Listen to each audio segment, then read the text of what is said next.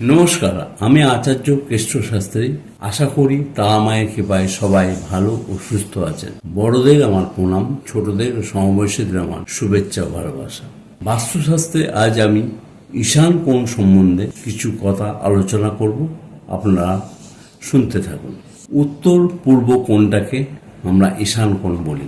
এই ঈশান কোণের দেবতা হচ্ছে বৃহস্পতি অর্থাৎ গুরু। এই ঈশান কোণে ঠাকুর ঘর করা খুবই দরকার। যদি ঈশান কোণে ঠাকুর ঘর না করা যায় তাহলে বাড়ির মধ্যেখানে ব্রহ্মস্থান অর্থাৎ মধ্যেখানে ঠাকুর ঘর করা যেতে পারে। ঈশান কোণে বাথরুম অথবা টয়লেট করা উচিত নয়।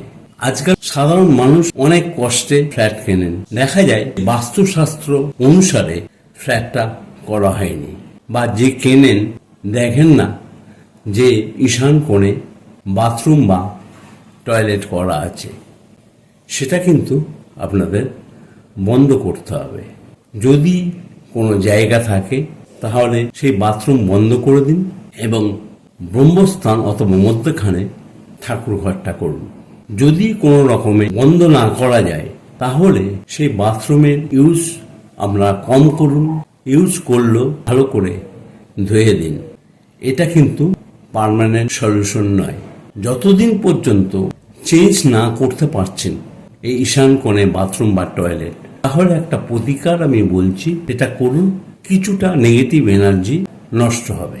একটা কাঁচের পাত্রে সন্দুক লবণ জল দিয়ে রাখুন প্রতি মঙ্গলবার আর শনিবার। পরের মঙ্গলবার আর শনিবার করে ওটা প্যানে ফেলে দিয়ে ভালো করে ফ্ল্যাশ করে ধুয়ে দিন এবং বাথরুমের দরজা সব সময় বন্ধ রাখুন। যদি জানলা থাকে জানলা খুলে দিন, তাহলেও কিছুটা নেগেটিভ এনার্জিটা কম হবে। এটা করে দেখুন, অনেকটা ফল পাবেন। এই বলে আমার অনুষ্ঠান শেষ করছি। সবাই ভালো ও সুস্থ থাকুন, তারা মায়ের কৃপায়।